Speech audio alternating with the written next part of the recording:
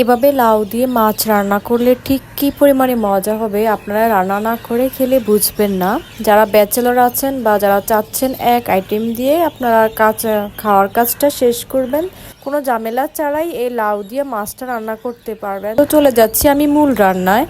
এটা হচ্ছে আমার মাছ। আমি আজকে মাছের মাথা দিয়ে লাউ দিয়ে রান্না করব। আপনারা যখন মাথা রান্না করবেন তখন মিডিয়াম সাইজ লাউয়ের জন্য ঠিক এতগুলো এই পরিমাণে মাছ ইউজ করবেন। যদি আপনারা পিস করেন তাহলে 3-4 থেকে 5 পিস ইউজ করবেন। তো প্রথমে চুলাতে আমি কড়াই বসিয়ে নিলাম। কড়াই বসিয়ে নিয়ে আমি এখানে দিয়ে দিচ্ছি পর্যাপ্ত পরিমাণে তেল। একটা মিডিয়াম সাইজ লাউ রান্না করার জন্য আপনাকে 3 থেকে 4টে ডিম ভাজি করা যায়, ঠিক সেই পরিমাণে তেল ইউজ করতে হবে। এখন আমি এখানে দিয়ে দিচ্ছি হচ্ছে পর্যাপ্ত পরিমাণে পেঁয়াজটার পরিমাণ একটু বেশি দিবেন, কারণ এখান থেকে পেঁয়াজ ভাজার সময় আমরা হালকা পেঁয়াজ বেরেস্তা করে নিব। পেঁয়াজটা নাড়তে নাড়তে ভাজা ভাজা হয়ে গেলে ঠিক যখন পেঁয়াজের কালারটা এরকম হয়ে যাবে তখন আমরা এখান থেকে অর্ধেকের থেকেও বেশি পরিমাণে পেঁয়াজ বেরেস্তা আমরা উঠিয়ে নিব।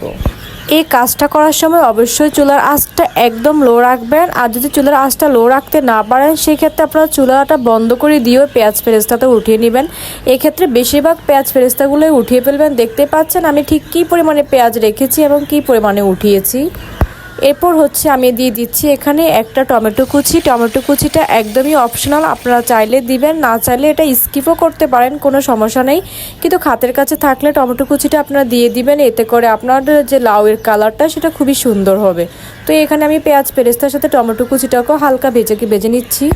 টমেটোটা ভাজা হয়ে গেলে এখানে দিয়ে দিব হচ্ছে 1 চা চামচ পরিমাণে রসুন বাটা, 1 চা চামচ পরিমাণে দিয়ে দিব হচ্ছে হলুদের গুঁড়া, 1 চা চামচ পরিমাণে দিয়ে দিব হচ্ছে জিরার গুঁড়া এবং সবার শেষে দিয়ে দিচ্ছি হচ্ছে এখানে 1 চা চামচ পরিমাণে লবণ। লবণের পরিমাণটা প্রথমে দেখে শুনে বুঝে দিবেন, যাতে করে প্রথম দিকে একদম কম দেওয়ারই চেষ্টা করবেন। পরে যখন রান্নাটা একদম শেষের দিকে চলে যাবে তখন বুঝে শুনে আবার যদি দরকার হয় তাহলে অ্যাড করবেন। একদম প্রথম পর্যায়ে আপনি রান্নায় লবণ বেশি ব্যবহার করার দরকার নেই, এতে করে আপনার তরকারিতে লবণ বেশি হয়ে যেতে পারে। লাউ রান্না করার জন্য আমি এখানে কোনো গুঁড়া মরিচ অ্যাড করিনি, আমি কাঁচা মরিচ 4 থেকে 5টা পালি করে অ্যাড করেছি। এতে করে আমার কাঁচা মরিচ দিয়ে আমার ঝালটা হালকা যে ঝাল ভাব হয় সেটা হয়ে যাবে।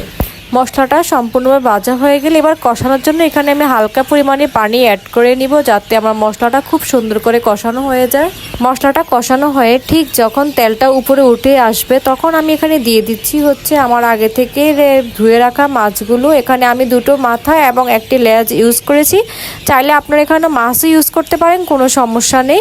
তো আমি এগুলোকে উল্টে পাল্টে মশলার সাথে একদম ভালো মতো মিশিয়ে নিচ্ছি। আপনারা ঠিক এভাবে মশলাকে মিশিয়ে নেবেন মাছের সাথে। মশলার সাথে মাছটা যাতে ভালোভাবে কষানো হয় সেজন্য আমি এখানে হালকা মিডিয়াম আঁচে ঢাকনা দিয়ে দিলাম। প্রায় 10 থেকে 15 মিনিট লো আঁচে ঢাকনা দিয়ে রান্না করার পরে যখন দেখবেন যে আপনার মশলা সম্পূর্ণ ঝোল শেষ হয়ে গিয়েছে তখন আপনি এখানে আবার ঝোল অ্যাড করে ভালো মতো মাছটাকে ঝোলের সাথে মিশিয়ে কষিয়ে নেবেন। মাছটাকে একদম আলতো হাতে এপাশ ওপাশ করে উল্টিয়ে নিতে হবে, যাতে করে মাছটা কোনোভাবে ভেঙে না যায়। প্রায় 20 মিনিট রান্না করার পর যখন দেখবেন যে আপনার মাছটা সম্পূর্ণভাবে হয়ে গিয়েছে তখন আপনি মাছটা আস্তে আস্তে আলতো হাতে মাছটাকে উঠিয়ে নেবেন।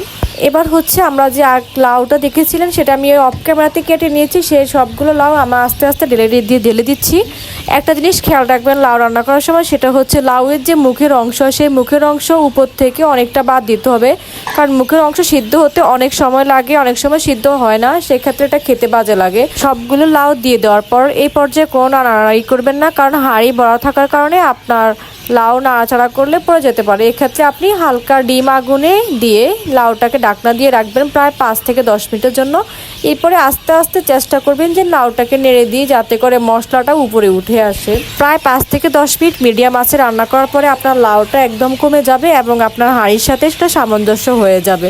এবার লাউটা সিদ্ধ করার জন্য আমি এখানে হালকা আগুন দিয়ে ঢাকনা দিয়ে দিচ্ছি। মনে রাখবেন লাউ সিদ্ধ করার জন্য এমনভাবে আগুন দিতে হবে যাতে করে আপনার ঢাকনার মধ্যে কোনোভাবে হলুদের রঙটা না উঠে আসে। খুব আস্তে আগুনে আপনাকে ঢাকনা দিয়ে লাউটা রান্না করতে হবে। লাউ রান্না করার জন্য আপনাকে এক্সট্রা কোনো পানি ইউজ এই পর্যায়ে করতে হবে না, কারণ লাউ থেকে একটা সুন্দর পানি বের হবে যেটা আপনার তরকারিতে সুন্দর ঝোল হয়ে যাবে। ঢাকনা দিয়ে দিয়ে লাউটাকে ঠিক ততক্ষণ রান্না করবেন যতক্ষণ পর্যন্ত না আপনার লাউটা মোটামুটি বা সম্পূর্ণরূপে সেদ্ধ না হচ্ছে। এই সেদ্ধ না হওয়া পর্যন্তই আপনাকে এটাকে ঢাকনা দিয়ে দিয়ে রান্না করতে হবে। ঢাকনা দিয়ে দিয়ে লো আছে প্রায় 20 মিনিট রান্না করার পরে আমার লাউটা সিদ্ধ হয়ে গিয়েছে। এই পর্যায়ে আমি দিয়ে দিব হচ্ছে মাছ। আপনারা ঠিক যখন লাউটা সিদ্ধ হয়ে আসবে তখনই মাছ দিয়ে দেওয়ার চেষ্টা করবেন।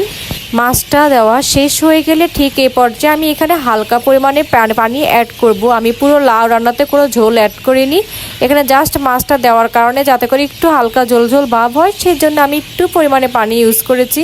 আপনারা চাইলে এটা অ্যাভয়েড করতে পারেন, কোনো সমস্যা নাই, কিন্তু যারা চাচ্ছেন লাউটা একটু ঝোল ঝোল হোক তারা এখানে একটু হালকা পরিমাণে পানি অ্যাড করে নেবেন।